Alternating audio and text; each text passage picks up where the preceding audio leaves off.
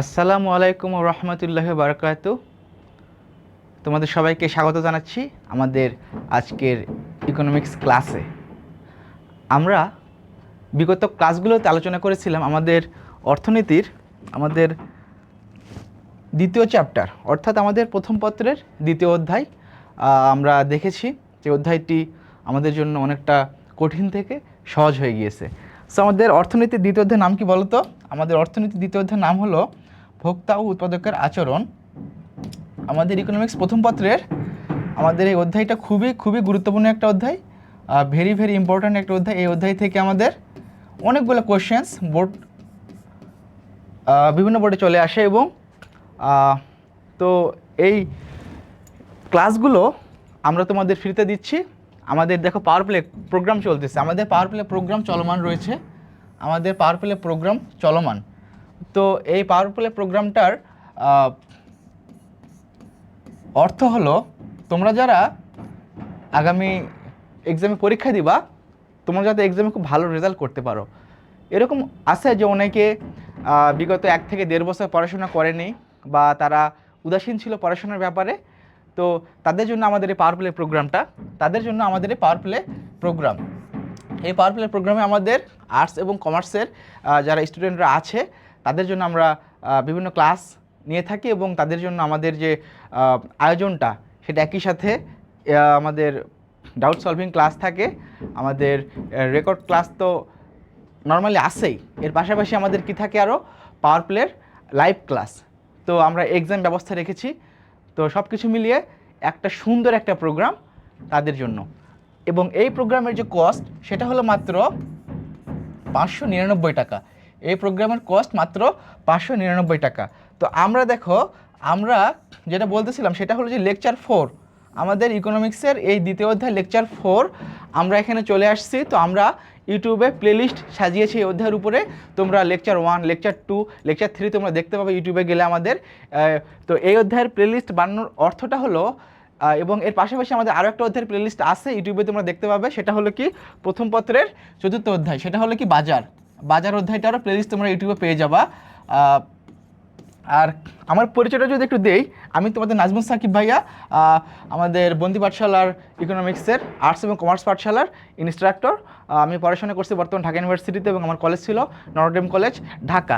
তো তোমরা যারা এই যে অধ্যায়গুলোর প্লেলিস্ট দেখছো এবং তোমরা যারা ক্লাসগুলো করবা, তোমাদের কাজ থাকবে সেটা হলো এগুলো দেখার পর এই অধ্যায়গুলোর কী দেওয়া, হোমওয়ার্ক দেওয়া। হোমওয়ার্ক বলতে কি নোট শেয়ার করবা। কারণটা কি বলতো? আমরা ইকোনমিক্সের কোর্স নিয়ে আসতেছি কাদের জন্য? এইচএসসি 26 ব্যাচের জন্য। এইচএসসি 26-এর জন্য আমরা বন্দি পাঠশালা থেকে ইকোনমিক্সের কোর্স নিয়ে আসছি। Economics course is coming for HSC 26।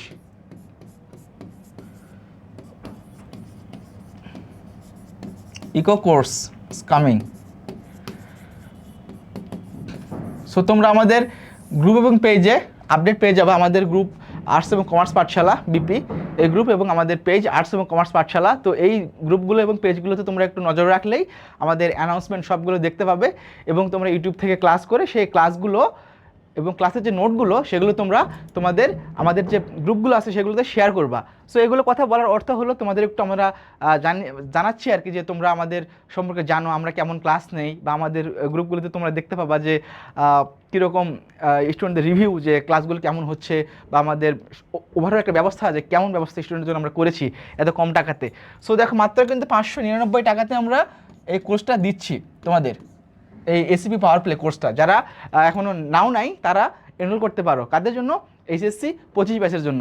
26 ব্যাচের তোমরাও চাইলে এনরোল করতে পারো, কারণ এখানে শর্ট সিলেবাস, তোমাদের মাত্র এত কম টাকাতে এরপরে আর পাবা না।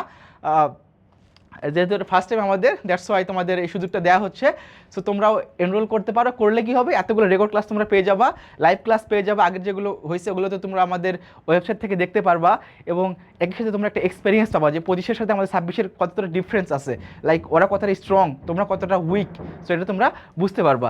সো আমরা আর কথা না বাড়িয়ে আমাদের ক্লাসে চলে যাই, যেহেতু আমাদের আগের 3টা লেকচার হয়ে গেছে এবং এই লেকচারটা আমাদের আজকে শেষ লেকচার অধ্যায়ের উপরে।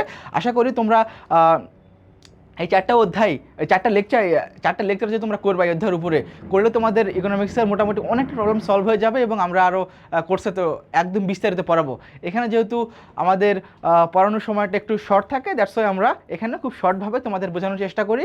বাট তোমরা আমাদের পারপ্লে কোর্সের বাইরে যে কোর্সটা আসতেছে আমাদের নতুন ইকোনমিক্সের জন্য, অনলি ইকোনমিক্সের জন্য ফার্স্ট পেপার এবং সেকেন্ড পেপার উভয়, সো এই কোর্সে তোমরা যখন এনরোল করবে তখন দেখবো কতটা ফ্যান্টাস্টিক ক্লাসগুলো হয় এবং আমাদের গ্রুপে তোমরা চোখ রাখলেই বুঝতে পারবে যে কোন ক্লাস কেমন হচ্ছে। সো আমরা আমাদের লেকচারে চলে যাই। দেখো, এবং আমাদের লেকচারের বৈশিষ্ট্যগুলো কী কী, বা আমরা প্রত্যেকটা ক্লাস যে নেই আমাদের ক্লাসের বৈশিষ্ট্যগুলো কী কী।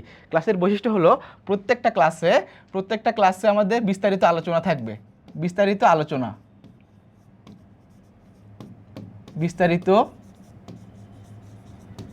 আলোচনা 1 নাম্বার। 2 নাম্বার কি, MCQ solve. 3 number CQ solve. So তোমরা এগুলো দেখবা আমাদের যে গ্রুপে একটু যারা জয়েন করো নাই তারা জয়েন করে দেখবা যে ক্লাসগুলো কত সুন্দর এবং কতটা ফ্যান্টাস্টিক ক্লাসের নোট শেয়ার করতেছে। সো তোমাদের কাজটা হলো যে নোটগুলো শেয়ার করা।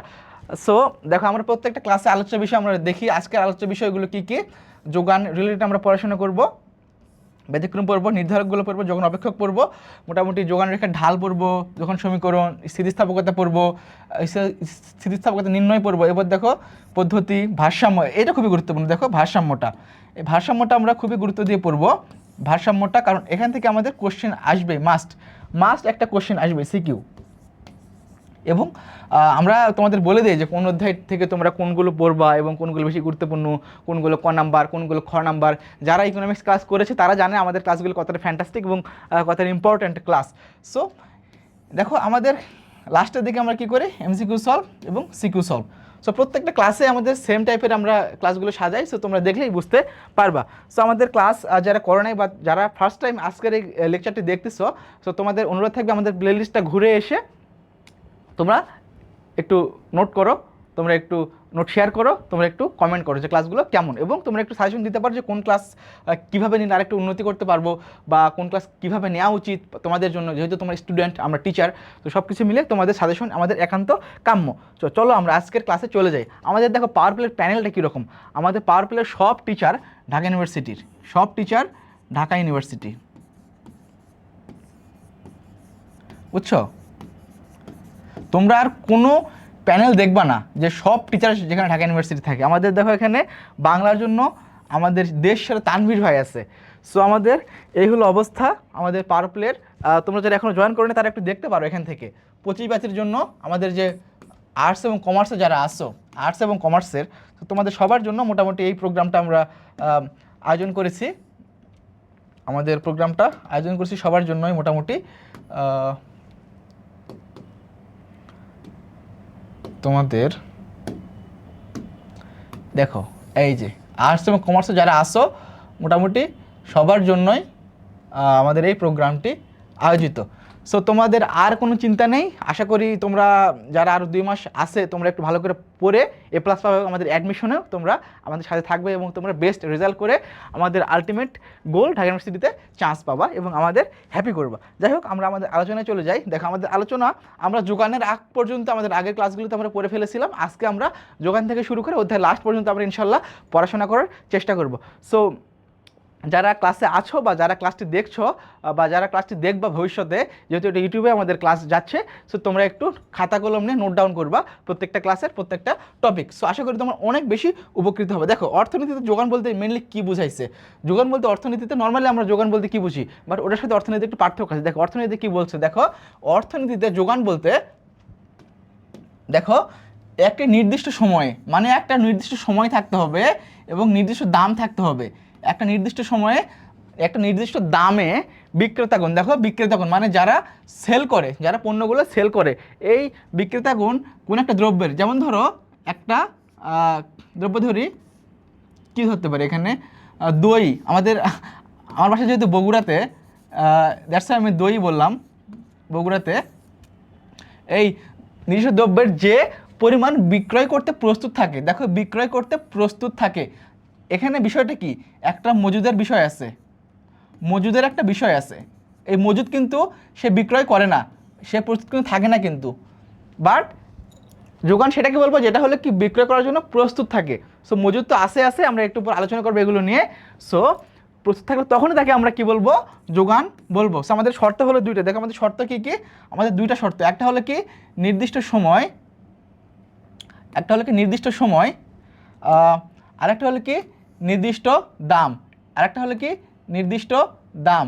সো আশা করি তোমরা বুঝতে পারছো। সো এইটা হলো আমাদের যোগানের সংজ্ঞা। এটা আমাদের কোথায় আসে, এটা আমাদের ক নাম্বারের জন্য এবং এমসিকিউতে বলতে পারে যে যোগানের যে সংজ্ঞার ক্ষেত্রে কোন কোনগুলো গুরুত্বপূর্ণ। সো এই দুটো বিষয় আমাদের গুরুত্বপূর্ণ এবং ক নাম্বারে এমসিকিউতে প্রত্যেকটা বোর্ডে না আসলেও যে কোনো একটা বোর্ডে চলে আসবে। সো এটা একটু তোমরা ভালো করে মাথায় রাখবা।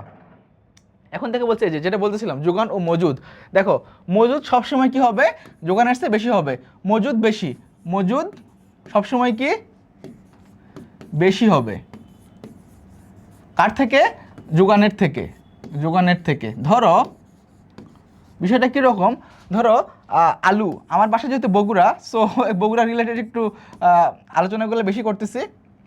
ধরো আলু একটা মানুষ চাষ করলো 1 বিঘা, 1 বিঘা থেকে মোটামুটি 60 থেকে 70 মণ আলু পায়। ধরো তার মজুদ হলো 60 মণ আলু, 60 মণ আলু।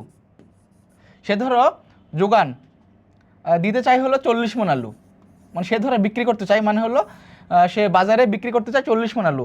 তাহলে দেখো এই দেখো মজুদটা কি বেশি না, এবং এই ধরো বাকি যে 20 মণ সেটা ধরো সে কী করতেছে, ওই যে কোল্ড স্টোরেজ যেগুলো আছে কোল্ড স্টোরেজে রেখে তোমার একটা সময় পর কি আলুর দাম বাড়ে, আলুর দাম বাড়লে সেটা তখন বেশি দাম বিক্রি করতে পারে। সো এই যে সেভ করবে তারা তখন এগুলো কোল্ড স্টোরেজ,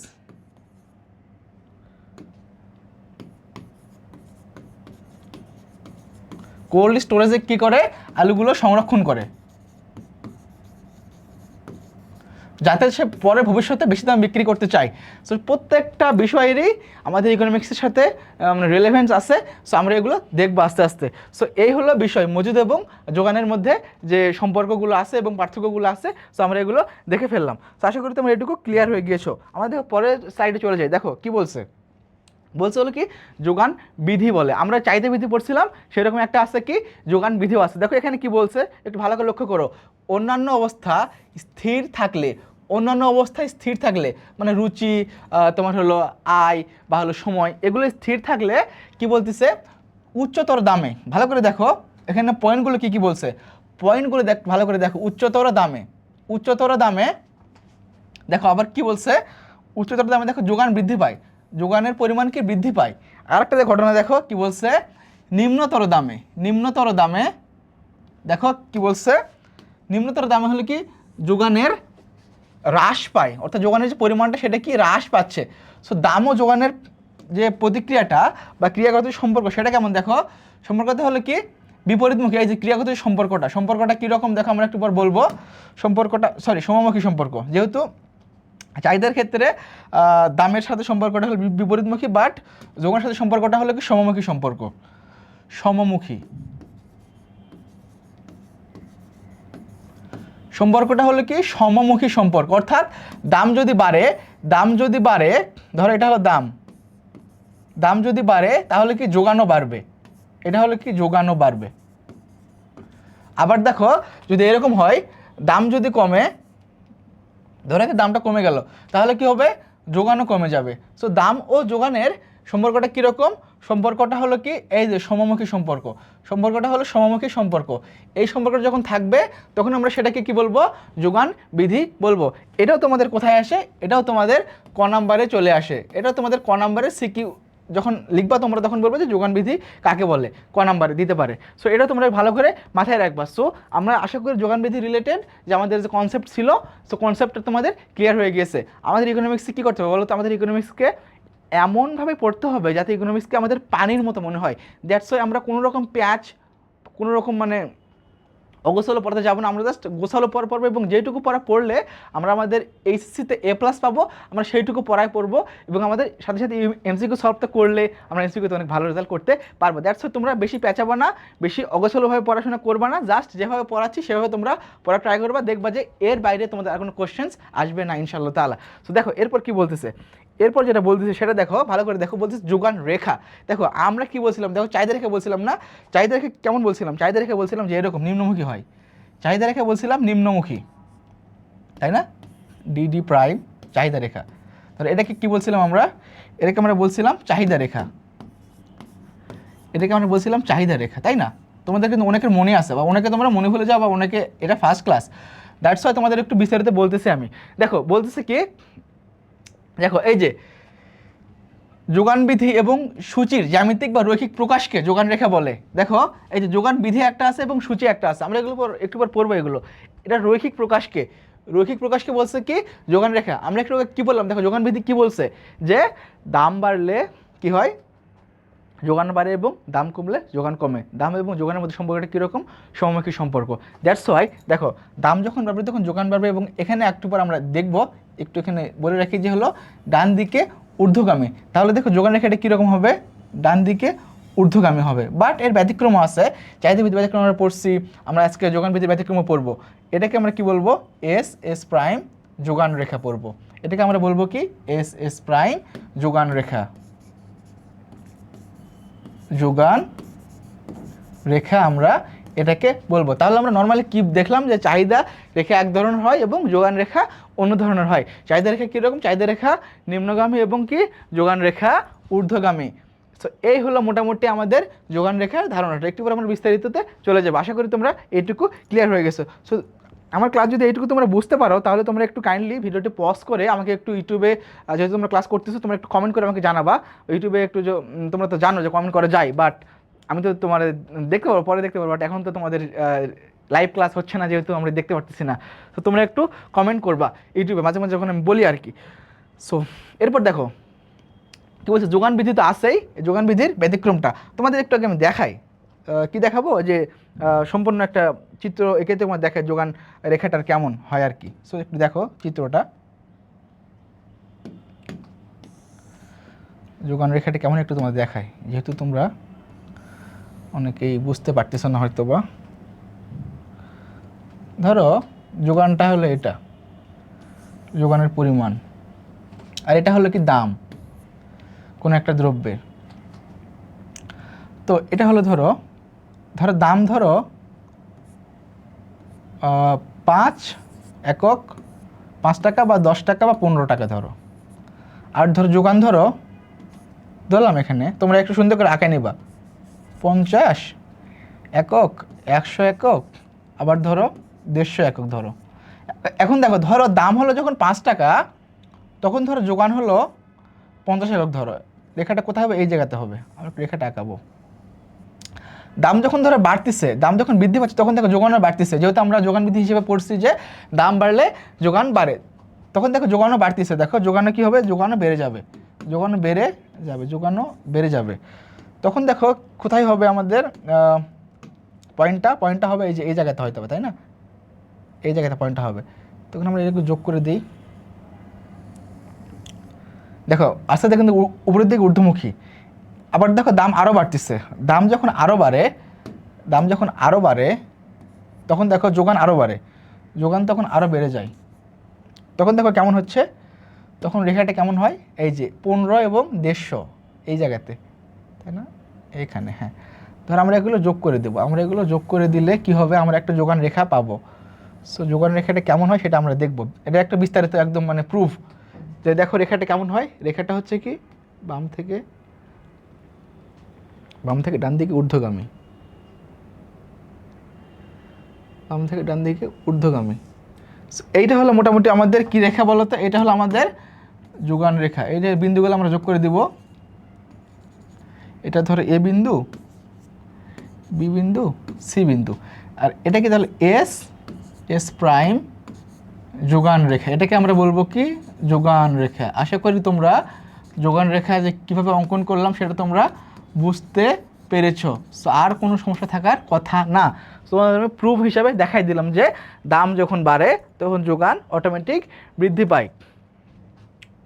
সো এরপর দেখো কি বলছে এখানে, যোগান বিধির ব্যতিক্রম। আমরা যে পয়েন্টটাতে ছিলাম আর কি, যোগান বিধির ব্যতিক্রম। যোগান বিধির ব্যতিক্রমটা কীরকম দেখো, যোগান বিধির ব্যতিক্রমটা কীরকম বলছে এখানে এখানে কি বলছে দেখো, বলছে যে এমন একটা পর্যায়ে আসবে যেখানে কি তুমি দাম বাড়াবা, তুমি কি করবা, দাম যখন বাড়াবা তখন যোগান বাড়বে না, তখন যোগান বাড়বে না, তখন যোগান বাড়বে না, যোগান বাড়বে না, তখন যোগান আরো কমে যাইতে পারে। আবার কি কি হইতে পারে, দাম বাড়লেও যোগানের কোনো ওইরকম পরিবর্তন হচ্ছে না, বাড়তেছে বাট খুব সামান্য বাড়তেছে।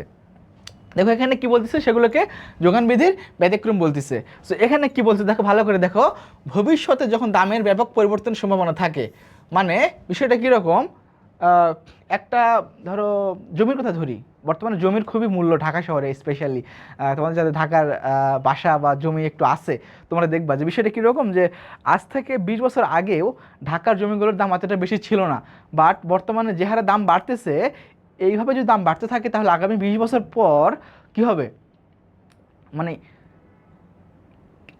আনইমাজিনেবল যে দাম কতটা বাড়তে পারে, সত্যি কথা এখন ইমাজিন করা যাচ্ছে না। বিষয়টা কীরকম যে বলছি ভবিষ্যতে দামের ব্যাপক পরিবর্তন হইতে পারে, তো এর ফলে বর্তমানে দাম বৃদ্ধি পাইতেছে, দাম বৃদ্ধি পাইতেছে, কিন্তু তুমি কিন্তু তোমার জমিগুলো ইয়ে করতেছো না, বিক্রি করতেছো না। আবার সেমভাবে যদি আলুর ক্ষেত্রে ধরতে চাই, যে আলুর বর্তমানে দাম ধরো হালকা বৃদ্ধি আছে, বাট ওই যে স্টোর করার জন্য রাখো যদি, তখন ভবিষ্যতে দামের আরও পরিবর্তন হবে। মানে তোমার এখন দাম বাড়ার ফলেও তোমার যোগান বাড়াচ্ছ না, যোগান আরও কমায় ফেলতেছো, কারণ ভবিষ্যতে তোমার দামের আরও পরিবর্তন হলে তুমি আর বেশি লাভে বিক্রি করতে পারবা। সো এইটা হলো তোমার পয়েন্টটা। এই জন্য তুমি কী করবা, তখন যোগান বৃদ্ধি ব্যতিক্রম ঘটায় তুমি যোগান বাড়াবা না, যোগানের উল্টা কমায় ফেলে তুমি বাজারে ক্রাইসিস তৈরি করবা, যেমনটা তেলের ক্ষেত্রে হয় বিভিন্ন সময়। তো এরপর দেখো কি বলছে, সীমাবদ্ধ যোগান। যেমন ধরো স্বল্পকালীন একটা সময়ে তুমি বাজারে দুধ নিয়ে গেছো, তাই না, ধরো তুমি বাজারে দুধ নিয়ে গেছো, দুধ বিক্রি করতেছো, গরুর দুধ, হুট করে দেখো তোমার কি হলো, দামটা অনেক বেড়ে গেছে, মানে চাহিদা যখন মানুষের অনেক বেড়ে যায়, তাই না, চাহিদা বাড়লে কি দাম বেড়ে যায় না, তখন তোমার ধরো দাম বেড়ে গেছে, দাম ধরো অনেক বেড়ে গেছে, দাম ধরো অনেক বেড়ে গেছে, বাট তোমার কাছে দুধ কিন্তু 5 কেজি আছে, তুমি আজকের দিনে তোমার গরুর থেকে 5 কেজি দুধ দহন করতে পারছো, তুমি চাইলেও আর হুট করে তুমি ওই বাড়িতে যাবার তুমি দুধ নিয়ে আসতে পারবে না। মানে কি, তোমার এখানে যোগান সীমাবদ্ধ, তোমার এখানে কি যোগান সীমাবদ্ধ। এই যে এই যোগান যখন সীমাবদ্ধ হবে, তখন দাম যতই বাড়ুক তোমার যোগানের আর কোনো পরিবর্তন হবে না। সো এইটা হলো কি যোগান বিধির ব্যতিক্রম। এরপর দেখো কি বলছে, উপকরণের সীমাবদ্ধতা। উপকরণের মানে কি, তুমি উৎপাদন করতে পারো হাইস্ট ধরো এক বিঘা জমি থেকে 20 মণ ধান, 20 মণ তুমি ধান উৎপাদন করতে পারো, মানে তোমার কি আছে এখানে, তোমার উপকরণ ভালো নয়, তুমি শিল্প ভিত্তিক যে উৎপাদনটা সেটা করতে পারতেছো না, তোমার কোনো উন্নত প্রযুক্তি নাই, তোমার কি আছে উৎপাদনের জন্য যে উপকরণ দরকার সেগুলো সীমাবদ্ধতা আছে। তোমার যখন দাম যতই বাড়ুক, তোমার কিন্তু ক্যাপাসিটি এই 20 মণই হবে, তোমার কিন্তু ক্যাপাসিটি এই 20 মণই হবে, তুমি এর বাইরে কিন্তু তুমি বেশি উৎপাদন করতে পারবে না, দাম যতই বাড়ুক। এই ক্ষেত্রে কি হয়, যোগান বিধির ব্যতিক্রম ঘটে। এরপর দেখো কি বলছে যোগানের, দেখো এখানে কি বলছে, এই যে শ্রমিকের মজুরি বাড়লে, এটা খুবই গুরুত্বপূর্ণ, শ্রমিকের মজুরি বাড়লে। সো এই ক্ষেত্রে কি হয়, এই ক্ষেত্রে যেটা হয় সেটা হলো যে একটা মানুষ যখন কাজ করতেছে, তখন তুমি তাকে যে পারিশ্রমিকটা দাও, ঠিক আছে, আল্লাহ তাআলা রাসূল সাল্লাল্লাহু আলাইহি ওয়াসাল্লাম বলছে যে শ্রমিকের ঘাম শুকানোর আগে তাকে পারিশ্রমিকটা বুঝিয়ে দাও বা পারিশ্রমিকটা দিয়ে দাও। অর্থাৎ আমরা যখন দিয়ে দিব, তারপর ঘটনা কি হলো, তুমি তাকে আরও পারিশ্রমিকটা বাড়াই দিচ্ছ, তুমি তাকে পারিশ্রমিকটা অনেক বেশি বাড়াচ্ছ, অনেক বেশি। তুমি যখন বৃদ্ধি করো পারিশ্রমিক, তখন সে মানুষটা আর আগের মতো কাজ করতে চাইবে না, আরে বলবো যে আমি তো আগে 10 ঘন্টা কাজ করলে 1200 টাকা পাইতাম, এখন তো আমি 6 ঘন্টা কাজ করে 1200 টাকা পাই, তাহলে আমি এখন একটু আরামাইশ করি, দেখি আমি একটু 4 ঘন্টা একটু আমি রেস্ট করি। তখন কি হবে, তখন তুমি তাকে অনেক বেশি মজুরি দিলেও, দাম যখন বেড়ে গেল, তখন সে তার কাজের যে সময়টা বা যোগানটা সেটা আর বাড়াবে না, সে উল্টা যোগানটা কমাই ফেলবে। এরপর দেখো প্রাকৃতিক বিপর্যয়, সামহাও বিভিন্ন ধরনের বাংলাদেশে দুর্যোগ তো ঘটেই থাকে, মানে ঘটতেই থাকে। সো প্রাকৃতিক বিপর্যয় হয়ে গেলে জিনিসপত্রের দামটা অনেক কিন্তু বেড়ে যায়, তাই না, ধরো ওই যে বাংলাদেশে বন্যার সময় দেখবা রুটির দাম, আটার দাম, মোমবাতির দাম বেড়ে গেছে। সো এই টাইপের অবস্থার সময় কি হয়, দেখো দাম যতই বাড়ুক, তোমার কাছে কিন্তু বিপর্যয় ঘটার ফলে তোমার এই যে জিনিসপত্র, এগুলো কিন্তু ধরো ম্যাটেরিয়ালস কিন্তু একদম লিমিটেড, এগুলো কিন্তু তোমার লিমিটেড, তুমি আর কি করতে পারতেছো না, তুমি আর এগুলো প্রডিউস করতে পারতেছো না। সো এর ফলে কি হচ্ছে, দাম অনেক বেড়ে যাচ্ছে, বাট তোমার কি যোগানটা সীমাবদ্ধ আছে এবং এইটা কি হবে যোগান বিধির ব্যতিক্রম হবে। তো এরপর দেখো কি বলছে, পরিবহন সমস্যা, মানে বাংলাদেশে তো এমন একটা দেশ যে দেশে রাস্তার কোনো ঠিক ঠিকানা নাই, মানে বলতেছে যে তুমি ঠিক আছে নিয়ে আসো জিনিসপত্র, তোমাকে অনেক দাম বাড়াই দেবো, বাট কি সে তো আসতেই পারতেছে না, কারণ তার পরিবহনের অনেক বেশি সমস্যা, যেটা বাংলাদেশে অনেক বেশি। তো এই সমস্যা থাকার কারণে দাম অনেক বেশি বাড়লেও যোগানটা কি হয় না, যোগানটার কোনো পরিবর্তন হয় না, যোগানটা উল্টা কমতে থাকতে পারে। সো এইগুলো হলো কি যোগান বিধির ব্যতিক্রম। আশা করি তোমরা এটুকু বুঝতে পেরেছো। সো আমরা এখন তাহলে চলে যাচ্ছি আমাদের নেক্সট স্লাইডে। চলো let's jump to our next slide. বলতেছে কি কাল্পনিক যোগান সূচি থেকে যোগান রেখা, কাল্পনিক একটা যোগান সূচি দেখব এবং সেখান থেকে আমরা কি করব যোগান রেখা অঙ্কন করব। দেখো কি বলছে এখানে একটু ভালো করে দেখি। যোগান সূচি হলো কি, দেখো যোগান বিধির একটা গাণিতিক রূপ এবং যোগান রেখা হলো এই বিধির জ্যামিতিক রূপ। সো ভালো করে দেখো, এটা তোমাদের হোমওয়ার্ক থাকবে যে যোগান সূচি এবং যোগান রেখার পার্থক্যটা কি, এটা তোমরা একটু হোমওয়ার্ক করবা। সো আমি তোমাদের হোমওয়ার্কটা কেন দিলাম, দেওয়ার কারণটা হলো তোমরা এটাকে করে যখন তুমি আমাদের গ্রুপে পোস্ট করবা তখন আমি দেখতে পারবো যে তোমাদের আসলে ইন্টারেস্ট আছে আমাদের ক্লাসগুলোর প্রতি, বা আমাদের ক্লাসগুলো তোমাদের ভালো লাগছে, বা তোমরা আমাদের কোর্স চাও। আমরা অনেকেই প্রত্যেক দিন মেসেজ পাই, আমরা যারা কোর্সে আছি বা আমাদের তোমাদের ক্লাস নিব, যে ভাইয়া কবে কোর্স আনবেন, কবে কোর্স আনবেন। সো এটা একটা তোমাদের জন্য প্রুফ হবে যে তোমরা কে কে ক্লাস চাও বা কে কে আমাদের কোর্স চাও। যারা 26 ব্যাচের আসো তোমাদের জন্য বলতেছি যে 26 ব্যাচ, এইচএসসি 26 ব্যাচ তোমাদের কিন্তু ইকোনমিক্সের কোর্স আসছে খুবই দ্রুত। তোমরা একটু তার জন্য কি করবা, এই যে আমরা ফ্রি ক্লাসগুলো নিচ্ছি তোমাদের প্লেলিস্ট আকারে আমরা সাজিয়ে, তোমরা কি করবে এই ক্লাসগুলোর উপরে নোট শেয়ার করবে আমাদের গ্রুপে। সো কি করবে তোমরা নোট শেয়ার করবা, তোমরা নোট শেয়ার করবা মাস্ট। সো এরপর ভিত্তি করে আমাদের কোর্স নিয়ে আসবে এবং কোর্সের মূল্য খুবই সামান্য থাকবে। আশা করি তোমরা সবাই কোর্সটি কিনতে পারবা। বলতেছে কি দেখো কাল্পনিক সূচি থেকে যোগান রেখা অঙ্কন করব। সো চলো আমরা কাল্পনিক সূচি থেকে আমরা কি করি যোগান রেখা অঙ্কন করি। দেখো কী বলছে এখানে, ধরো আমরা একটা সূচি আঁকাই, আমরা একটা সূচি আঁকাই নর্মালি, খুবই দ্রুত আমরা একটা সূচি আঁকাবো। ধরো একটা সূচি আঁকালাম, কাল্পনিক সূচি থেকে ধরো যোগান রেখা, ধরো এটা হলো কাল্পনিক একটা সূচি। ধরো এখানে কি লিখলাম, অন্য কালার দেই, আমরা এখানে কি লিখতেছি দাম, কোনো একটা জিনিসের দাম, দামের সাথে কি যোগানের সম্পর্কটা কীরকম, যোগান সাপ্লাই, তাই না। ধরো একটা জিনিসের দাম ধরো যখন 2 টাকা, তখন ধরো সেই জিনিসের যোগান হলো 10 একক। যখন জিনিসের দাম ধরো 3 টাকা হয় তখন যোগানের পরিমাণ ধরো বেড়ে যায় হলো 15 একক হয়ে যায়। আবার ধরো যখন দামটা আরও বেড়ে যায়, যখন 4 টাকা হয় তখন ধরো যোগানের পরিমাণটা আরও বেড়ে যায়, তখন ধরো যোগানের পরিমাণটা 20 একক হয়। এখন বলতেছে কি এটাকে আমরা কি বলবো হলো কি কাল্পনিক সূচি, এটাকে আমরা বলবো হলো কি কাল্পনিক সূচি, কাল্পনিক সূচি বলবো এটাকে। ওকে, এটাকে আমরা বলবো কাল্পনিক সূচি। সো এরপর আমরা কি করব, একটা যোগান রেখা আঁকাবো, আমরা যোগান রেখা আঁকাবো, এই সূচি থেকে আমরা যোগান একটা রেখা আঁকাবো। সো আশা করি তোমরা এটাও বুঝতে পারবা। দেখো একটা রেখা আমরা আঁকাই, এই যে আমরা কি বললাম, এখানে বললাম এস, এখানে বললাম হলো পি। তো পি যখন দেখো দাম যখন ধরো 2, এটা ধরো 1 2 3 4, এই পয়েন্টগুলো তোমরা একটু সুন্দর করে সাজিয়ে নেবা, 1 2 3 4। এবং দেখো যোগান দেখো বলতেছে 5 10 15 20, ধরো 5 10 15 20 আমরা লিখে ফেললাম। সো এখন বলছি দেখো যখন দাম যখন 2 টাকা তখন দেখো যোগান মাত্র 10 একক, দাম 2 টাকা হলে যোগান কত 10 একক। ভালো করে দেখো আমরা একটু আঁকাই, এখানে দাম যখন 3 টাকা যোগান কত 15 একক, 3 টাকা হলে যোগান 15 একক এই বিন্দুতে।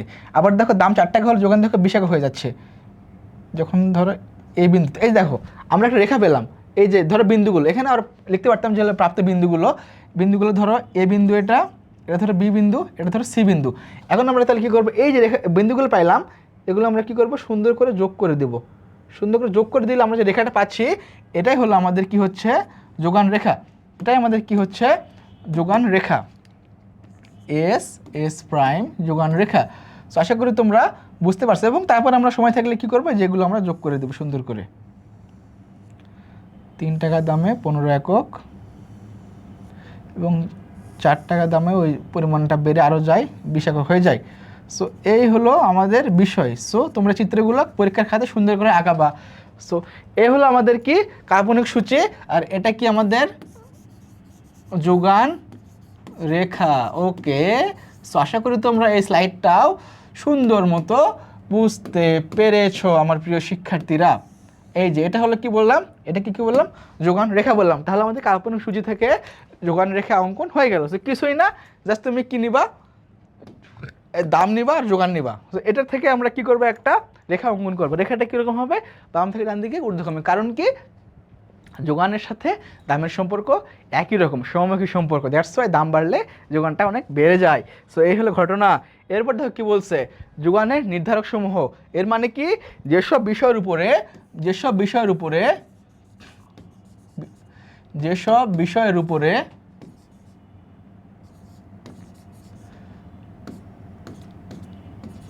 উপর যোগানের নির্ভরশীল বা যোগান নির্ভর করে,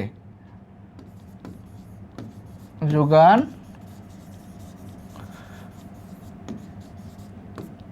নির্ভরশীল। এইটাই কি বলতেছে, যোগানের নির্ধারক সমূহ। মানে কি, দেখো ভালো করে দেখো, দ্রব্যের নিজস্ব দামের উপরে যোগান নির্ভর করে। যখন দ্রব্যের দামটা বেড়ে যাবে, এটা যদি বেড়ে যায় তাহলে কি হবে, যোগানও অনেকটা বেড়ে যাবে।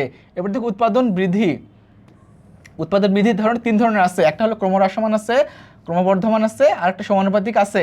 এবার দেখো কি বলছে, দ্রব্যের চাহিদা যখন বাড়বে তখন কি হবে, দ্রব্যের চাহিদা বাড়লে দাম বেড়ে যাবে, দাম বাড়লে কি হবে, যোগান বেড়ে যাবে। এবার দেখো উপকরণের দাম, উপকরণে যখন অনেক বেশি দাম থাকে তখন কি হবে, তখন মানুষ কি বেশি দামে বেশি কিছু চাষ করতে পারবে, তখন মানুষ কিন্তু বেশি চাষবাস করতে পারবে না, কারণ আমার এত খরচ চাষ করতে, তখন আমি চাষটা একটু কমাই ফেলবো। এবার দেখো কি বলছে, সময়ের একটা প্রভাব আছে আমাদের যোগানের নির্ধারণের ক্ষেত্রে। যে সময়, হুট করে একটা সময় তুমি অনেক বেশি চাইলেও তুমি যোগান দিতে পারবে না। সো এবার দেখো আবহাওয়ার প্রভাব। আবহাওয়া ভালো হলে তোমার যোগান বেশি হবে, কারণ তোমার উৎপাদন বেশি হবে। আবহাওয়া খারাপ হলে তোমার উৎপাদন খারাপ হবে এবং কি হবে, তোমার যোগানও খারাপ হবে। এরপর দেখো কি বলছে, বিকল্প দ্রব্যের দামের উপরে আমাদের কি যোগান অনেকটা নির্ভর করে। এবার দেখো কর এবং ভর্তুকি। সরকারের এই যোগানের ক্ষেত্রে বা সরকারের বিভিন্ন বাজারের ক্ষেত্রে কীরকম কর ভর্তুকি দিচ্ছে, সেগুলোর উপরেও যোগানটা অনেকটা নির্ভর করে। যেমন কৃষিক্ষেত্রে যখন সরকার কর ভর্তুকি দেয়, তখন মোটামুটি কৃষকরা উৎফুল্ল হয় চাষবাস করতে আর কি।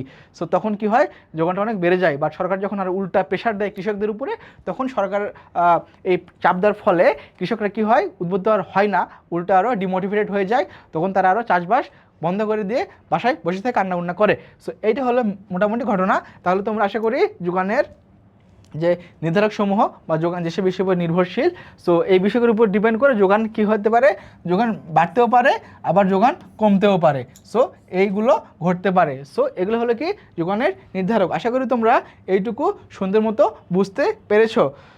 সো আমরা এখন আমাদের নেক্সট স্লাইডে চলে যাব। আশা করি তোমরা এটুকু বুঝতে পারছো এবং তোমরা একটু কমেন্ট করে জানাও আমাকে যে ক্লাসগুলো কেমন লাগছে।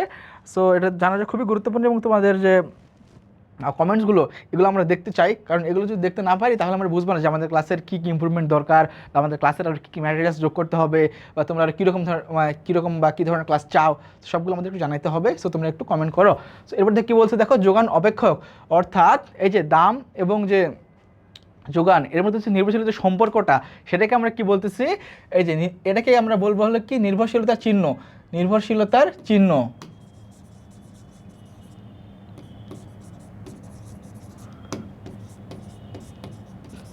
এই যে এটাকে আমরা কি বলতেছি, যোগান রেখা। অর্থাৎ কি, দেখো এক্স দ্রব্যের যোগানটা কীরকম, সেটা হলো কি, এই যে এক্স দ্রব্যের দামের উপরে ডিপেন্ড করতেছে। ধরো যেখানে আবহাওয়া আছে, ট্যাক্স আছে, সময় আছে, ইত্যাদি বিষয়ের উপরে ডিপেন্ড করতেছে। সো এই হলো আমাদের যোগান অপেক্ষক। এটা তোমাদের মনে রাখতে হবে, অথবা তুমি জাস্ট এটুকু মনে রাখতে পারো, QS equal function of PX। এটা আমরা ছোটো করে বলি আর কি। সো এটা তোমরা অবশ্যই মুখস্থ করবা, এটা তোমরা অবশ্যই মুখস্থ করবে। মানে ছোট্ট একটা সূত্র আর কি, বেশি বড় না, যে হলো এস দ্রব্যের আর কি, এই যে এক্স দ্রব্যের কি আমাদের যোগানটা কীরকম বা যোগানের পরিমাণটা কীরকম, কোয়ান্টিটি অফ সাপ্লাই আর কি বলতেছে। এটা কোয়ান্টিটি অফ সাপ্লাই, এই সাপ্লাইটা হলো এই জন্য, বা তোমরা এটাও লিখতে পারো যে হলো কি S equal function of P, এটা তোমরা লিখতে পারো যে হলো কি এস হলো যোগান, পি হলো কি দ্রব্যের দাম, এটা তোমরা লিখতে পারো। সো দামের উপরে কি বলতেছে, যোগানের সম্পর্কটা কীরকম, এটা যখন আমরা গাণিতিকভাবে প্রকাশ করবো সেটাকে আমরা কি বলবো, হলো কি যোগান অপেক্ষক বলবো। সো আশা করি তোমরা এইটুকু বুঝতে পারছো। সো এখান থেকে তোমাদের মনে রাখতে হবে জাস্ট, এখান থেকে আমাদের অঙ্ক টঙ্ক আসবে আর কি, একটু পর আমরা অঙ্ক টঙ্ক করবো। সো জাস্ট তোমরা মনে রাখবে যে এইটুকু মনে রাখবে, তোমরা এইটুকু মনে রাখলে তোমাদের যথেষ্ট, আশা করি এটা মনে রাখবা। এখানে দেখবা যে কী কী বিষয়ের উপরে যোগান আছে আর কি, ধরো আবহাওয়া, সময়, ট্যাক্স, দাম, রুচি। এবার দেখো আবার যে এটা মনে রাখতে পারো, এটা মনে রাখতে পারো। সো তোমাদের ইচ্ছা মতো তোমরা যে কোনো মনে রাখবা, যে কোনো একটা বা দুইটা বা তিনটা ইচ্ছা, তোমরা সব সেম, জাস্ট আমি তোমাদের একটু ডিফারেন্ট ওয়েতে মানে ওয়েতে একটু দেখানোর ট্রাই করলাম। আশা করি তোমরা এটুকু ক্লিয়ার হয়ে গেছো। এরপর দেখো কী বলছে, দেখো যোগান সমীকরণ, আমরা চাহিদা সমীকরণ পড়ছিলাম, দেখো আমরা চাহিদা সমীকরণ পড়ছিলাম। চাহিদা সমীকরণ কীরকম, আরে আমরা কি পড়ছিলাম, চাহিদা সমীকরণ পড়ছিলাম, তাই না? আমরা কি পড়ছিলাম, হলো চাহিদা সমীকরণ পড়ছিলাম, হলো দামের সাথে চাহিদার সম্পর্ক আছে, তাই না? এখানে আমরা কি বলছিলাম, ধরো এখানে কি বলছে, যোগান বলছে আমরা কি চাহিদা দেখব, তাই না? চাহিদা কিন্তু মানে দামের সাথে সম্পর্কটা কীরকম, বিপরীতমুখী, অর্থাৎ ধরো সম্পর্কটা হলে কি হতো, মাইনাস হইতো, মানে তুমি যতই দাম বাড়াবা চাহিদা ততই কমবে, বাট যোগানের ক্ষেত্রে কি, তুমি যতই দাম বৃদ্ধি করবা চাহিদা ততই কি বাড়বে, এই জন্য প্লাস চিহ্ন। আর যেহেতু চাহিদা কমে দাম বাড়ার সাথে সাথে দ্যাটস এখানে কি আছে আমাদের, দ্যাটস এখানে চিহ্নটা হলো মাইনাস চিহ্ন। এইটাই হলো প্লাস এবং মাইনাসের ঘটনাটা। তো তোমরা আশা করি তাহলে বুঝতে পারবা, এটা হলো কি আমাদের যোগান সমীকরণ, আর ওইটা হলো কি চাহিদা সমীকরণ। আমাদের ভারসাম্যর ক্ষেত্রে এই দুটো লাগে। ভারসাম্যর ক্ষেত্রে বলে ভারসাম্যের দাম নির্ণয় করো, ভারসাম্য পরিমাণ নির্ণয় করো, একটু পর আমরা এগুলো অঙ্ক করবো। সো এগুলো নিয়ে প্যারা খাওয়ার দরকার নাই, জাস্ট তোমরা মাথায় রাখো যেটুকু বললাম, যে এইটা হলো কি চাহিদা সমীকরণ এবং এইটা হলো কি আমাদের, এটা হলো আমাদের যোগান সমীকরণ। সো এগুলো দিয়ে আমরা কি করব, অনেকগুলো অঙ্ক টঙ্ক করবো। আশা করি তোমরা বুঝতে পারছো।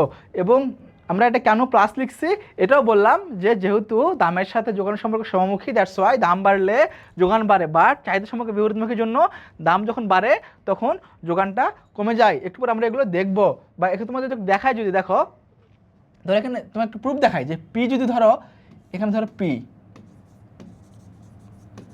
এখানে পি যদি ইকুয়াল আমি যদি ধরি 1 2 3, তখন কত হবে দেখো,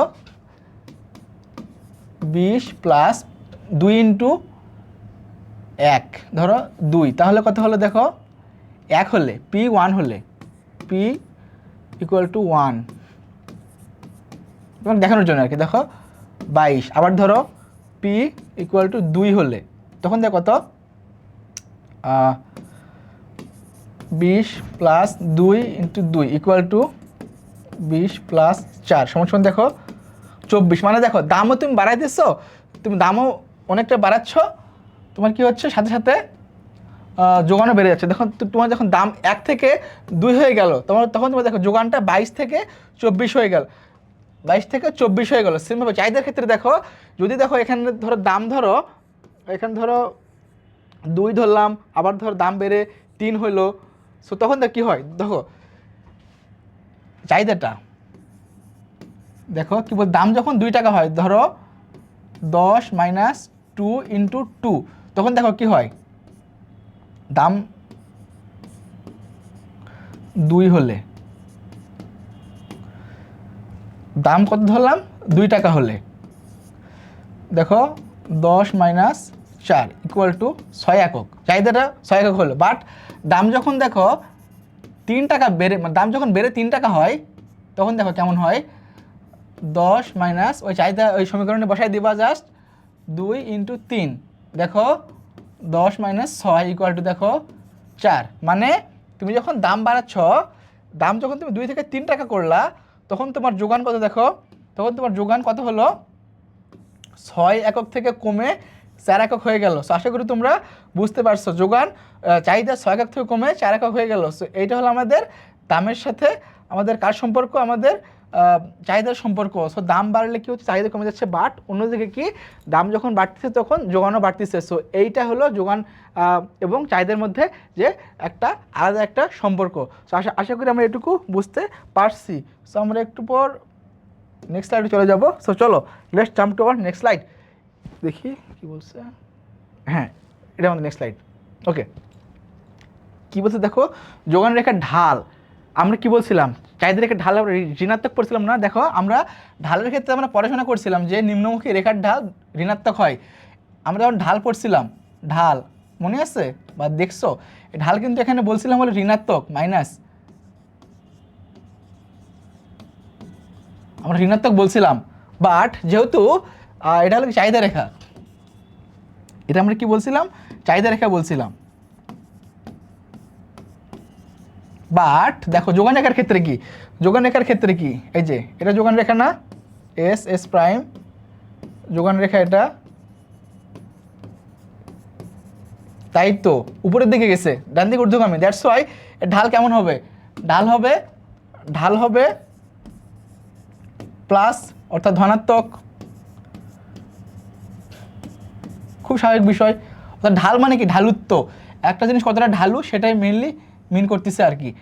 এই যে এটা অনেক ঢালু না, অনেক ঢালু, বাট ঘটনাটা হলো একটা হলো কি ঋণাত্মক আর একটা হলো কি ধনাত্মক। সো এখানে কি বলছে, যোগান রেখার ঢাল কি, ঢাল হলো ধনাত্মক, অর্থাৎ যেহেতু বাম দিকে ডান দিকে ঊর্ধ্বগামী, দ্যাটস ওয়াই এখানে ঢালটাকে আমরা ধনাত্মক হিসাবে জাজ করতেছি। এরপর দেখ কি বলছে, দেখো বলছে কি ভূমি অক্ষের, এটা একটু ভালো করে মাথায় রাখবা যে ভূমি অক্ষের সমান্তরাল রেখার ঢাল 0। আমরা কিন্তু ঢাল পড়ার সময় পড়ছিলাম, ঢাল আমার মাত্র 4টা ঢাল পড়ছিলাম। একটা হলো কি ঊর্ধ্বমুখী, একটা হলো কি নিম্নমুখী, একটা হলো কি সমান্তরাল, ভূমি অক্ষের সমান্তরাল, একটা হলো কি লম্ব অক্ষের সমান্তরাল। সো এই 4টা হলো ঢাল মোটামুটি আর কি। মোটামুটি আমরা এই 4টায় ঢাল আমরা পড়ছিলাম, এই 4টা ঢালই পড়ছিলাম। এটা হলো কি প্লাস, এটা কি মাইনাস, এটা কি ঢালু, এটা কি দেখতে ঢালু লাগতেছে না, একদম সমান, তার মানে কি 0, আর এটা কি অসীম, ইনফিনিটি। সো এই হলো 4টা বিষয়, 4টা ঢাল। জাস্ট তোমরা এইটুকু মনে রাখবা, ঢালের ক্ষেত্রে জাস্ট 4টা বিষয় মনে রাখবা, যে ঊর্ধ্বমুখী রেখাটা ধনাত্মক, নিম্নমুখী রেখাটা ঋণাত্মক, ভূমি অক্ষের সমান্তরাল রেখার ঢাল 0 এবং লম্ব অক্ষের সমান্তরাল রেখার ঢাল অসীম। সেখানে কি বলতে দেখো, ভূমি অক্ষের সমান্তরাল যোগান রেখার ঢাল 0। তারপর দেখো ভূমি অক্ষের সমান্তরাল যোগান রেখার ঢাল আছে, ঢাল তো নাই, কিন্তু ঘটনাটা হলো এটার এই স্থিতিস্থাপকতা দেখো, একটু পর আমরা পড়বো এগুলো বিস্তারিত। এটার স্থিতিস্থাপকতা একটু পর পড়বো আমরা। স্থিতিস্থাপকতা কি, অসীম। এটা খুবই গুরুত্বপূর্ণ, এটা একটু মাথায় রাখবেন, এমসিকিউর জন্য আসে, এমসিকিউতে বেশি আসে। কিন্তু আবার ঘটনা কি বলছে দেখো, ঘটনাটা কি বলছে, কিন্তু লম্ব অক্ষের সমান্তরাল রেখার ঢাল অসীম। এই যে সিম্পল, যেখানে তো মানে আমরা লিখছি আমরা লম্ব অক্ষের সমান্তরাল রেখার ঢাল হলো কি অসীম। বাট এখানে যে মেন ঘটনা সেটা হলো কি, এখানেও স্থিতিস্থাপকতা কি 0, এটাও তোমাদের এমসিকিউতে আসে। যার সাথে আমি দেখো আমি তোমাদের 3 স্টার রেখে দিছি, আমি তোমাদের এটা 3 স্টার আমি লিখে দিয়েছি। সো আশা করি তোমরা এইটুকু মনে রাখবা যে হলো কি ভূমি অক্ষর যোগান রেখার ঢাল 0 বা স্থিতিস্থাপকতা অসীম কেন হয় আমরা একটু দেখব। আর কি লম্ব অক্ষর সমান্তরাল রেখার ঢাল দেখো কি বলছে, অসীম কারণ আমরা নির্ণয় করতে পারি না।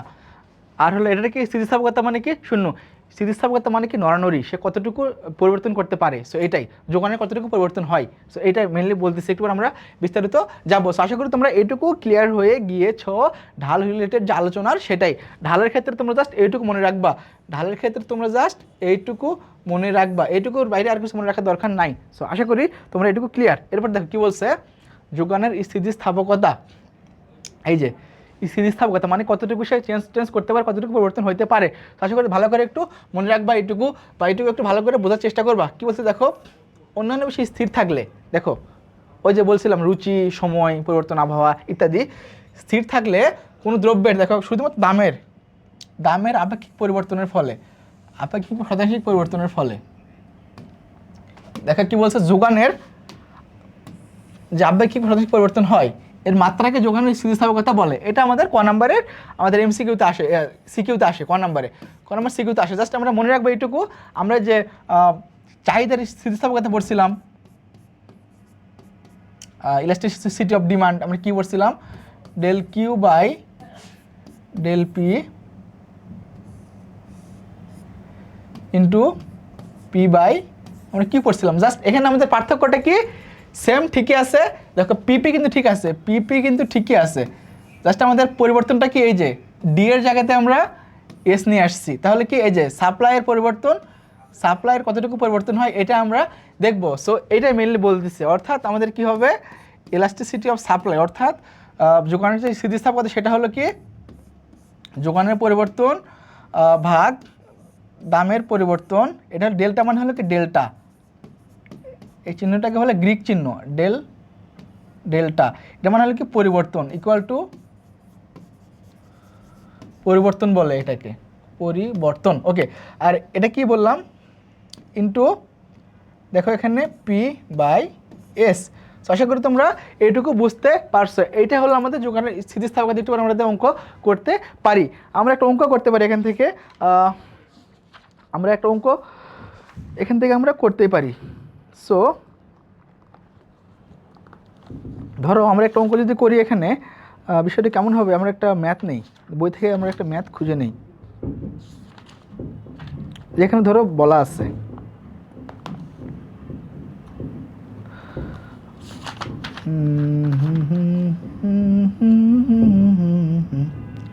ধরো যে এরকম বলছে যে কোন একটা দ্রব্যের ধরো দাম বলছে এখানে ধরো অন্য কালার দেই একটা বক্স দিই বলছে এর একটা ম্যাথ এখানে আমরা ম্যাথ করবো আর কি বলছে যে কোনো একটা দ্রব্যের দাম হলো ধরো 100 টাকা দামটা চেঞ্জ হয়ে কত হয়েছে 150 টাকা হয়েছে এরপর কি বলছে তখন দেখো কোনো একটা দ্রব্যের সাপ্লাই ছিল যখন দাম 100 টাকা ছিল তখন ধরো সাপ্লাই ছিল 1000 একক ধরো আবার যখন দাম বেড়ে গেল তখন দেখো সাপ্লাইটা কত হলো সাপ্লাইটা বেড়ে গেল 1500 একক হয়ে গেল কারণ কি বলছিলাম দেখো দামের সাথে সাথে যোগানের কিন্তু পরিবর্তন হয় দাম বাড়লে যোগান বাড়ে এখন তাহলে কি বলতেছে এখানে বলছে তাহলে এই স্থিতিস্থাপকতা কত হবে এখানে এটা আমাদের নির্ণয় করতে হবে সো এখন দেখো তাহলে আমাদের ডেলটা কি দেখো এখানে দেখো ডেল পি কত দেখো 50 ডেল পি মানে কি এখানে ডেল পি ইকুয়াল টু হলো এই যে P1 ভাগ পি এখানে কি P1 থেকে পিটা বাদ দিলে আমরা যত পাবো অর্থাৎ 150 থেকে 100 বাদ দিলে আমরা যেটা পাবো আর কি 50 এটা আমরা পাইলাম আর এটা কি দেখো ডেল এস বলছে কত দেখো এই যে সেম S1 থেকে আমরা এস বাদ দিলে অর্থাৎ 1500 থেকে 1000 বাদ দিলে কত পাবো 500 পাবো আর কি তো এইটা হলো মিললে আমাদের ঘটনা তাহলে del P R del S পাইলাম আমাদের দেখো del P R del S লাগবে আমাদের দেখো এখানে যদি আমরা অঙ্কটা করি দেখো ডেল এস কত 500 অর্থাৎ 500 আর ডেল পি কত দেখো ডেল পি হলো কত 50 তাই না আর কি বলছে এখানে পি কত পি হলো 100 আর হলো P1 কত দেখো সরি এস কত এস হলো 1000 প্রাথমিক দাম আর কি এটা কি বলছে প্রাথমিক দাম পরিবর্তিত দাম প্রাথমিক চাহিদা পরিবর্তিত চাহিদা আশা করি তোমরা এগুলো বুঝতে পারছো এখন দেখো কি বলছে 0 কাটি 2 5 5 1 অর্থাৎ দেখো সব কাটাকাটি করলে আমরা কত পাচ্ছি 1 পাচ্ছি এটা হলো আমাদের স্থিতিস্থাপকতা তো স্থিতিস্থাপকতা 5 ধরনের আছে এটা হলো 1 এর সমান 1 এর কম 1 এর বেশি অসীম শূন্য এরপর আমরা পড়বো তাহলে কি স্থিতিস্থাপকতা কি হলো কি 1 এর সমান এটা হলো কি 1 এর সমান স্থিতিস্থাপকতা এর কারণ সরি এর মানেটা কি একটু তোমাদের যদি বলি একটু 1 এর সমানের মানেটা হলো দাম যে হারে পরিবর্তন হচ্ছে চাহিদাও সেম হারে পরিবর্তন হচ্ছে সো এটাকে আমরা কি বলতেছি 1 এর সমান স্থিতিস্থাপকতা আশা করি তোমরা এইটুকু ক্লিয়ার হয়ে গিয়েছো যোগানের স্থিতিস্থাপকতা কাকে বলে সেইটা এবারে কি বলছে দেখো এই যে হ্যাঁ যেটা বলতেছি আমাকে সেখানে চলে আসছে আবার যে স্থিতিস্থাপকতা 5 ধরনের আছে একটা হলো কি 1 এর সমান একটু আগে যেটা আমরা পাইলাম আরেকটা কি 1 এর চেয়ে বেশি অর্থাৎ ধরো 2 আসলো ধরো স্থিতিস্থাপকতা ধরো 2 আসলো আবার ধরো 1 এর চেয়ে কম আসলো ধরো 0.5 আসলো আবার ধরো 0 আসলো স্থিতিস্থাপকতা ধরো 0 আসবে আবার তখন অসীম যখন আসবে আর কি সো এই যে 5 ধরনের কি আছে স্থিতিস্থাপকতা আছে 5 ধরনের একটু ভালো করে মাথায় রাখবো স্থিতিস্থাপকতা কয় ধরনের হয় 5 ধরনের হয় কিসের যোগানের স্থিতিস্থাপকতা 5 ধরনের হবে আশা করি তোমরা এইটুকু বুঝতে পারতেছো এর মানে কি এটার মানে কি দাম যে হারে পরিবর্তন যোগানও সেম হারে পরিবর্তন। এটার মানে হলো কি দাম যে হারে পরিবর্তন হচ্ছে যোগান তার চেয়ে বেশি হারে পরিবর্তন হচ্ছে। বিষয়টা কীরকম একটু চিত্রের সাথে যদি দেখাই, একটু চিত্রের সাহায্যে একটু দেখালে দেখো কীরকম হবে। ধরো এটা হলো একটা চিত্র আমরা দিব এস আর পি। ধরো দামের চাইতে ধরো দাম এখানে 10, এখানে ধরো 20, এখানে ধরো চাহিদা হলো কি 50, 100, 150। দেখো ধরো দাম 10 টাকা হিসাবে যোগান ছিল হলো 50 একক ধরো ছিল, বাট দাম মাত্র 5 টাকা বাড়ছে। ধরো এখানে 15, দাম মাত্র 5 টাকা বাড়ছে, বাট যোগান দেখো কত বাড়লো, যোগান বাড়লো কত দেখো, ধরো অনেক বেড়ে গেছে, 100 একক বেড়ে গেছে। 5 টাকা দাম বাড়াতে যোগান ধরো 100 একক বেড়ে গেছে, তখন তাহলে কথা হবে দেখো এই যে এটার চিত্রটা একটু দেখি, এই জায়গাতে হবে তাই না, 5-এর ক্ষেত্রে এই জায়গাতে হলে আমাদের দেখো কি বলতেছে, আমাদের যোগানটা কতটুকু বেড়ে গেছে দেখো, এই যে দেখো দামের সামান্য পরিবর্তনে দেখো, এই যে দেখো এস প্রাইম এখানটা তো কীরকম হয়েছে, এটা কি বলতেছে আমরা যোগান রেখা বলবো। দেখো দামের সামান্য পরিবর্তনে দেখো দামের সামান্য মাত্র 5 একক পরিবর্তনে চাহিদা দেখো যোগানের ব্যাপক পরিবর্তন ঘটছে। দামের সামান্য পরিবর্তনে চাহিদার ব্যাপক পরিবর্তন ঘটলে সেখানে আমরা কি বলতেছি, দেখো দামের সামান্য মাত্র 5 একক পরিবর্তনে যোগানের 100 একক পরিবর্তন হয়ে গেছে, তখন আমরা কি বলবো, এটাকে একের বেশি স্থিতিস্থাপকতা। সেম একটা সময় পর হবে দাম অনেকটা বেড়ে গেছে বাট যোগানটা অনেক বাড়ে নাই, বাট খুবই কম বাড়ছে। আবার একটা কি দাম যতই বাড়ুক যোগানটা বাড়ে না, আবার কি দাম অনেক বাড়ছে ধরো বা দাম ঠিকই আছে, যোগান অনেক বেড়ে গেছে, দাম ঠিকই আছে। তো বিষয়টা কীরকম দেখো, এটার ক্ষেত্রে যেমনটা স্থিতিস্থাপকতা শূন্য বলতেছে কি যে কোনো স্থিতিস্থাপকতা নাই, মানে কি একদম চেঞ্জ হয় না। তো ধরো এরকম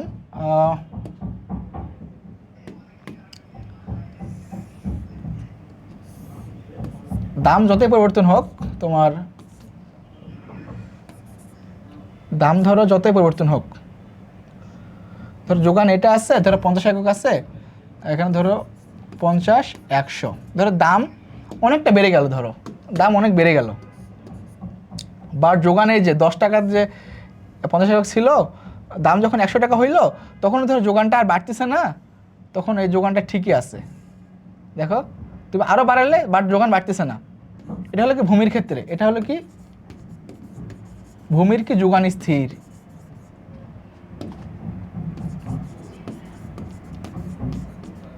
মনে পড়ে ভূমির কিন্তু বৃদ্ধি নাই, তুমি দাম যতই বাড়াও ভূমির কিন্তু আর যোগান বাড়বে না। সো এটা হলো আমাদের বোঝার বিষয়, ভূমির যোগান কিন্তু বাড়বে না। আর একটা কি বলছে, স্থিতিস্থাপকতা অসীম, এটার ক্ষেত্রে কি সেম, তুমি ধরো এস আর পি, ধরো দাম ধরো 10 টাকা আছে আর যোগান ধরো এখানে 50, 100, ধর দাম এই সেম আছে, দাম ধরো সেম 10 টাকাতে ধরো দাম ছিল 10 টাকা দামে যোগান ছিল 50 একক, দাম বাড়ে না, এবার যোগান বেড়ে গেছে সামহাও, 10 টাকা দামে যোগান আরও বেড়ে গেছে, 150 একক হয়েছে, আবার আরও বেড়ে গেল, দাম বাড়ে নাই, যোগান আরও কত হলো, আরও বেড়ে গেল। সো এই যে দাম যখন স্থির থাকে বাট যোগান যখন বাড়তে থাকে তখন আমরা সেটাকে কি বলবো, যোগানের স্থিতিস্থাপকতা কি অসীম, এটাকে আমরা বলবো যোগানের স্থিতিস্থাপকতা অসীম। আশা করি তোমরা 5 ধরনের যে স্থিতিস্থাপকতা আছে তোমরা এটা খুব সুন্দর করে বুঝতে পারছো, এবং এইটা থেকে তোমাদের আর কোনো কনফিউশন হওয়ার কোনো সম্ভাবনা নেই বা কোনো ভুল হওয়ার সম্ভাবনা নেই। সো আশা করি তোমরা এটুকু ক্লিয়ার। এরপর ধর কী বলছে, যোগানের স্থিতিস্থাপকতা নির্ণয়, এই যে একটু আমরা করছি সংখ্যাগত পদ্ধতি, এই যে আমরা একটু করলাম যে হলো S equal del S by del P into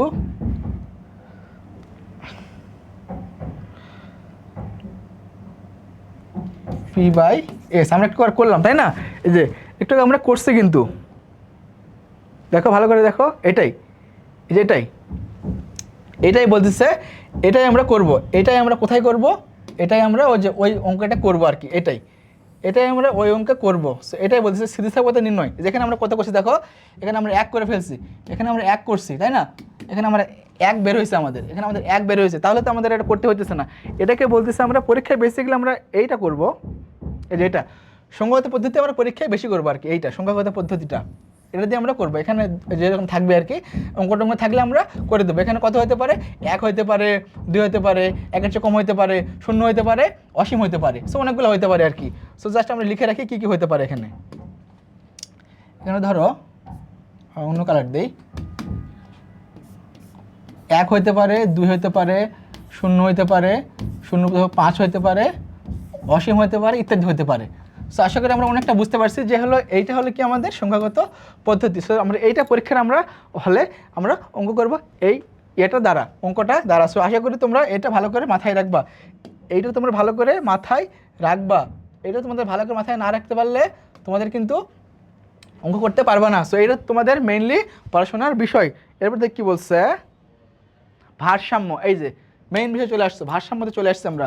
ভারসাম্য দেখো, ভালো করে দেখো, দুই বা ততোধিক বিপরীতমুখী শক্তি পারস্পরিক ক্রিয়া প্রতিক্রিয়ার ফলে যদি এমন একটা অবস্থায় উপনীত হয় সেখান থেকে আর বিচ্যুত হওয়ার প্রবণতা কম থাকে বা বিচ্যুত প্রবণতা থাকে না। মানে কি, কিউডি ইকুয়াল কিউএস, অর্থাৎ চাহিদা এবং যোগানের সমান একটা অবস্থা বা পরিবর্তনকে আমরা বলতেছি ভারসাম্য। সো এইটা যখন হবে তখন আমরা সেটাকে কি বলবো? ভারসাম্য বলবো। সো এরপর থেকে আমাদের কি বলছে, এটা আমাদের ক নাম্বারে আসে, এটা আমাদের ক নাম্বারে খুবই বেশি গুরুত্বপূর্ণ এবং এটা আমাদের ক নাম্বার সিকিউতে আসবেই কোনো একটা বোর্ডে। কী বলছে দেখো, যে চাহিদা যোগানের সমতা বিন্দুতে ভারসাম্য দাম ও পরিমাণ নির্ণয়। দেখো কি বলছে, যে বিন্দুতে, অর্থাৎ দেখো যে দামে কোনো দ্রব্যের চাহিদা ও যোগানের পরিমাণ পরস্পর সমান থাকে, অর্থাৎ 10 টাকা দামে যদি চাহিদা যোগানের পরিবর্তন সমান থাকে তখন থেকে সেটা বলবো হলো ভারসাম্য দাম। আর ধরো 100 একক দ্রব্য বিক্রি করতে প্রস্তুত থাকে, অর্থাৎ যে পরিমাণে বাজার চাহিদা ও বাজার যোগানের ক্ষমতা অর্জিত হয় তখন থেকে আমরা কী বলবো? ভারসাম্য পরিমাণ বলবো আর কি। সো এটা আমাদের ক নাম্বারে আসে, ক নাম্বারে সিকিউতে। সো একটু ভালো মাথায় রাখবা। এবং যেটা বলতেছিলাম আর কি, সেটা হলো এই যে কিউডি ইকুয়াল কিউএস হলে আমরা তখন বলবো যে ভারসাম্য অর্জিত হয়েছে। ভারসাম্য অর্জিত হয়েছে আমরা কখনই বলবো? তখন বলবো যে হলো কিউডি ইকুয়াল কিউএস হয়েছে। এরপর দেখো কী বলছে, এই যে ভারসাম্য দামের উপর চাহিদা যোগানের পরিবর্তনের প্রভাব। দেখো একটা কি বলছে, যোগান স্থির থাকবে। ধরো যোগান স্থির এস প্রাইম, আর এটা ধরো, এটা বললাম আর কি, একটু আঁকাই, এস পি। ওকে, কি বলছে দেখো, যোগান স্থির, এটা কি যোগান রেখা না? আর এটা ধরো হলো কি চাহিদা রেখা। দেখো এটা ভারসাম্য বিন্দু, ধরো এখানে বললাম 100 একক, আর এখানে 10 টাকা দামে 100 একক ভারসাম্য বিন্দু, তাই এই বিন্দুতে ভারসাম্য অর্জিত হয়েছে। এখন ধর কি বলছে দেখো, যোগান স্থির মানে কি, যোগান এটাই আছে, বাট চাহিদার পরিবর্তন ঘটছে। চাহিদা কখন বেড়ে গেছে,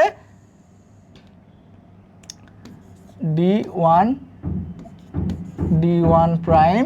আবার তো কখনো কি চাহিদা কমে যাইতে পারে, D2 প্রাইম। ধরো এই চাহিদা কমে গেল, তাই না?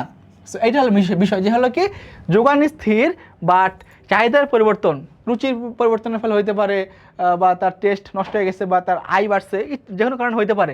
সো এটাকে কি বলছে আমরা, 1 নাম্বার কি বলতেছি, যোগান স্থির থাকবে বা চাহিদার পরিবর্তন হবে। এরপর দেখো চাহিদা স্থির, আবার একটা রেখা যদি আঁকাই আমরা, চাহিদা স্থির। দেখো ধরো একটা বিন্দুতে আমরা চাহিদা একটা করলাম আর কি, ভারসাম্য বিন্দু অর্জিত করলাম,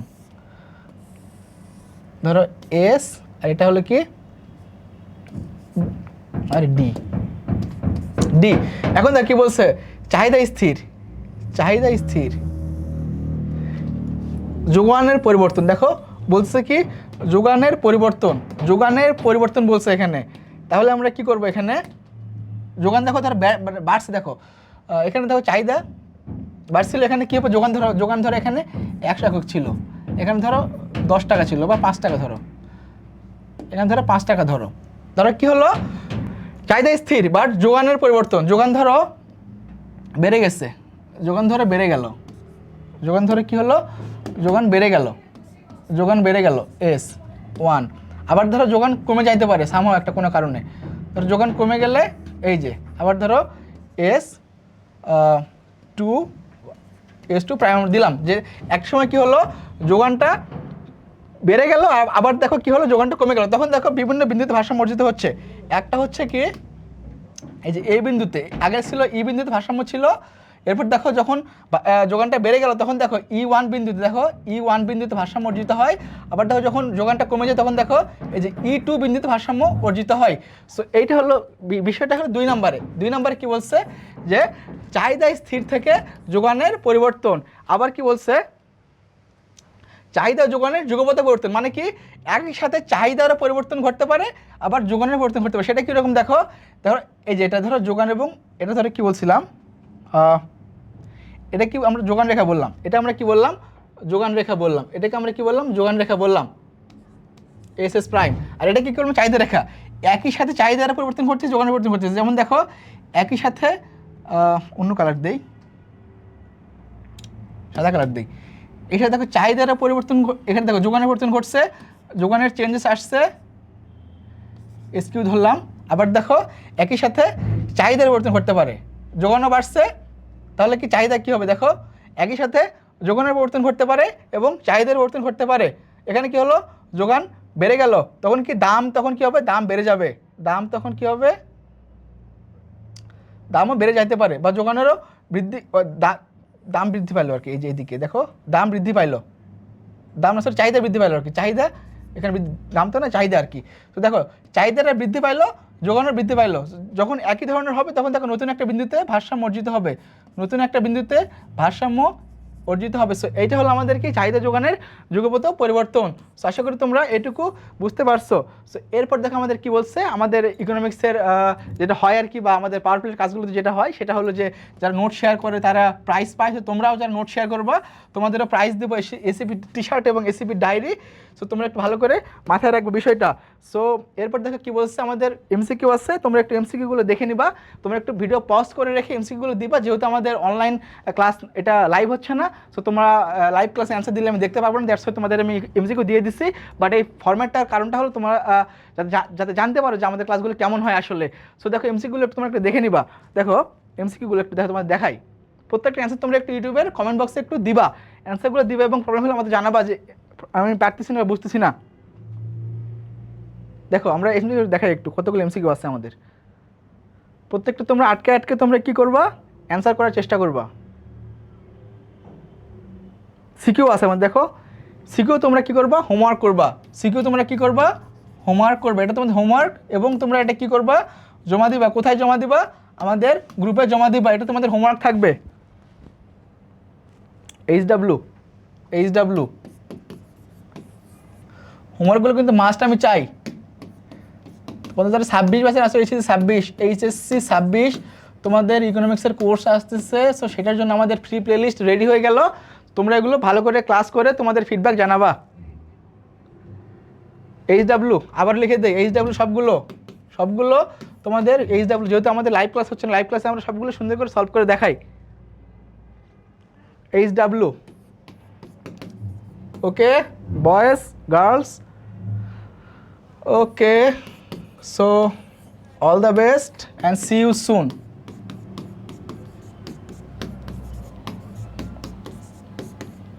All the best guys, dear students. So আশা করি তোমরা অনেকটাই উপকৃত হয়েছে ক্লাসটি করে, এবং ক্লাসটি করে কেমন লাগলে তোমরা একটু জানাবা আমাদের। 26 ব্যাচের কোর্স আসতেছে, বললে তোমাদের যাদের পাওয়ার প্লেতে এখন এনরোল করো নাই বা জানো না যে বিষয়ে, একটু ক্লাসগুলোতে করলা দেখলা কেমন লাগতেছে, বা আমাদের গ্রুপে তোমরা যাইতে পারো, দেখতে পারো যে ক্লাসগুলো আমাদের কেমন হয়। সব কিছু মিলিয়ে তোমরা সিদ্ধান্ত নিবা, যেহেতু তোমাদের পরীক্ষার সময় খুবই কম। তোমাদের আরও ক্লাস আমরা নিয়ে আসবো ইনশাআল্লাহ তাআলা আস্তে আস্তে।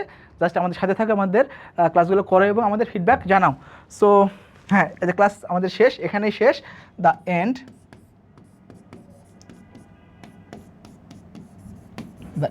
ওকে। সো সবাই ভালো থাকো এবং সুস্থ থাকো, এবং দোয়া রাখো যাতে আমরা আরও বেশি ক্লাস করতে পারি একই সাথে, এবং একসাথে আমাদের কোর্সেও আমরা ক্লাস করতে পারি।